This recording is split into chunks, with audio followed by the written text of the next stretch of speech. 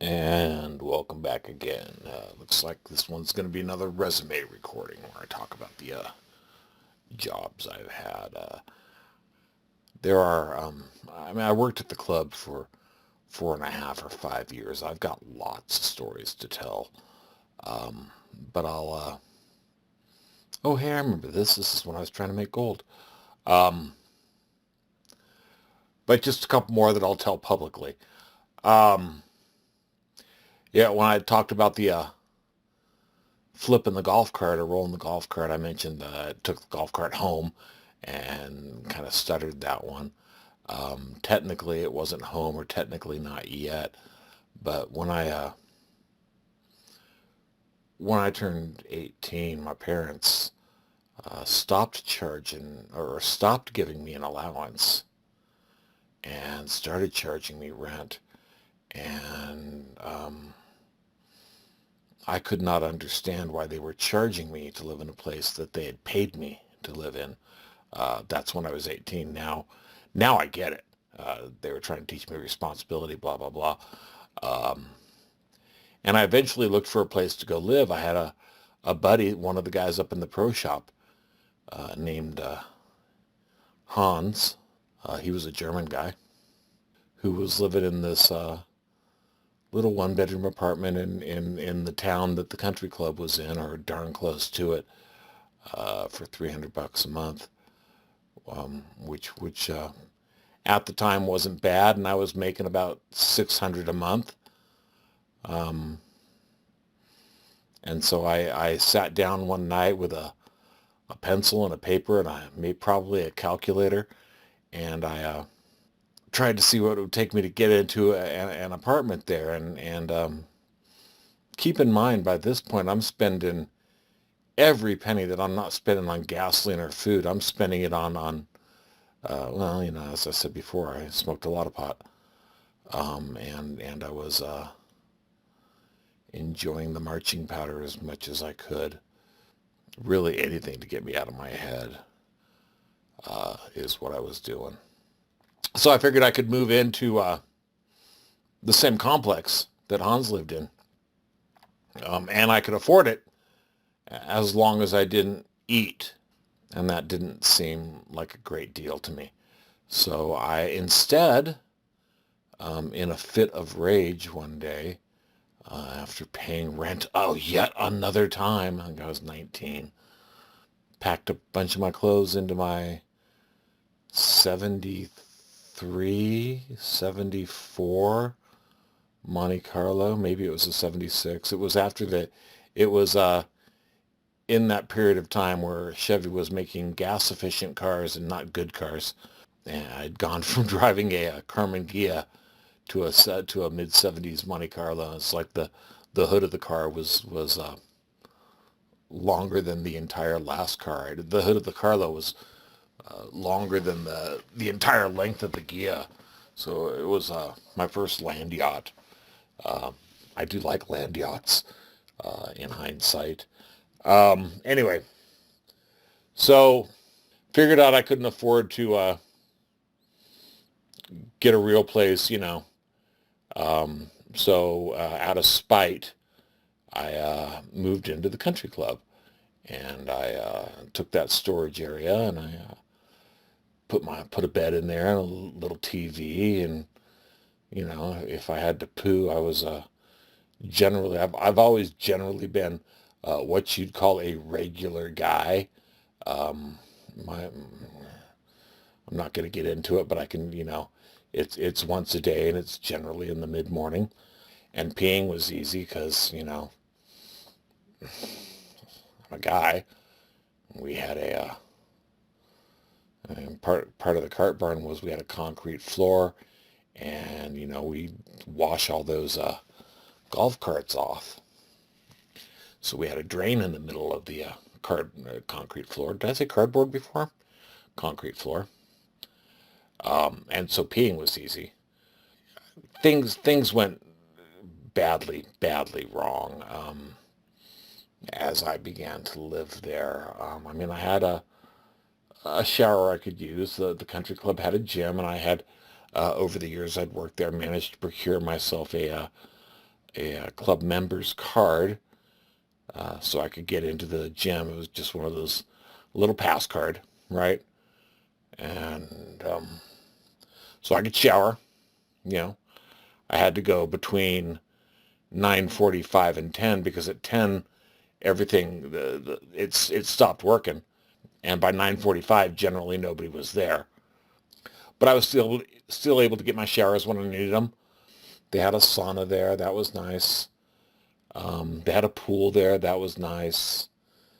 My bed was a couple golf cart seats that I put a, what do you call those, sleeping bag on. It wasn't really comfortable, but I wasn't really spending a whole lot of time sleeping, so it didn't really matter. I'm not sure you'd call it a favorite memory, but certainly one of the ones that stand out was due to all the marching powder and I would sometimes get a little paranoid um, to the point where I'd be sitting there watching TV at a volume that probably a mouse right next to the speaker couldn't even hear, and then I'd hear outside, I'd hear and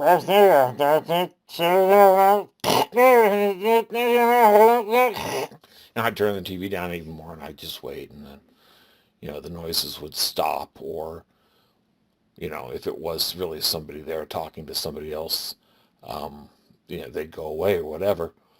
The paranoia was bad. The really heavy drug use was bad. I know a lot of the times, and especially when I talk about my earlier years before I got sober, it sounds like I'm glorifying it. I'm not. I'm reliving it almost in a pleasurable way, in that I don't have to be some drugs bitch anymore, which is actually much better. So gradual mental decline. Really, it got really bad. The paranoia got bad. It got to the point where I felt like they owed me when when in fact I had a year before signed a piece of paperwork saying I wouldn't be there when I wasn't supposed to be because I'd gotten busted hanging out there with my friend, with my boss. The police detained me and then let me go. But what finally drove me out of there is I was going to Carl's Jr. one night. It was my one night a week to eat, and I was gonna go off and spend $12 at Carl's, which back in the day that was tough to do. I'm crossing the road, cross the shack area, across the road, and I see the red and blues light up, and I ditch them. I'm not really sure how. I mean, I know physically what I did, but they couldn't have been looking that hard for me. And I went home. Mom was glad to have me home. I think I may have told that story in the last video. I'm not sure. Ba ba ba. And eventually, as you might imagine, I got myself fired from that job just for being really just a waste case. I had managed to move home before I got fired. I stayed there and paid rent for a couple months and then did some other really just stupid things, all based on my addictions and wanting to feed them. And finally decided it was time to cut and run. And so I went to go live with my biological father, who lived in the hills of Oakland at the time. If you're familiar with Oakland at all, he lived up in the hills and you have to raise your nose. You have to raise your nose into the air when you say it. He lived in Montclair, or that area. Lived there for a while. Realized that this wasn't just a vacation like it had been, you know, vacationing at Dad's since I was 9, 10, right? And that I was actually living there. And so I decided to go find a job. The only job I could find with my with my very limited skill set. And I went to find a job so I could keep buying more pot. Don't get me wrong. I had a I had quit doing the marching powder for the most part. And I did it a couple more times in the years following, but it wasn't the omnipresent, always, only, ever need this thing that it was when I ran away from Southern California. And it was horrible. Um, I don't have a whole lot of time. I got about a minute, so I'll just go off on that tangent before I start talking about the jobs I got once I got to Dad's. Um, I've smoked a lot of pot in my life. I've smoked at least my body weight, probably yours too. Um, I, it's not the worst thing I've done to myself. I think the alcohol was probably the worst thing I did to myself, but the marching powder was no good for me either. And the just the always only ever wanting one thing reminded me of being 14 and thinking about girls.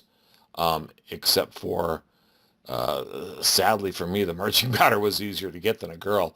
So I was doing a lot more of that. Nearly destroyed my life, nearly killed myself. Kids, don't do drugs. That's about all I've got. I'm just about done with this plaque. So I'm going to wish you all a good night. Ask you to stay blessed. Bye-bye. Oh, quick party note. Here's a really good way to mess with yourself. If you want to hear how bad your speaking pattern is when you're just rambling, go ahead and record yourself. If you've got an Android, there's a free app there called Take a Talk or Tape a Talk, and just ramble on a subject for 15 or 20 minutes, in my case about 13 and a half minutes.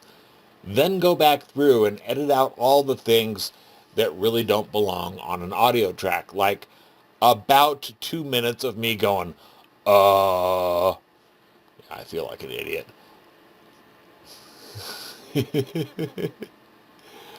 But that's why I edit these before I put them out there.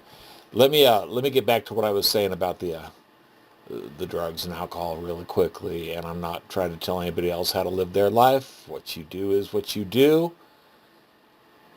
But I can tell you, based on my experiences, that my life is much better now that I'm not drinking and using on a regular basis. um, See, there's another that I am overall much happier. That I will admit that there are sometimes, rarely, but sometimes that I really do want to just go, because, pot's legal now, really just want to roll over the dispensary and toss them a $10 bill and see what they can do for my evening. But I'm not willing to, I'm not willing to walk down that road again. I'm not willing to be, as I've said earlier, some drugs bitch again. Anyway, that's all I've got this time for real. Stay blessed.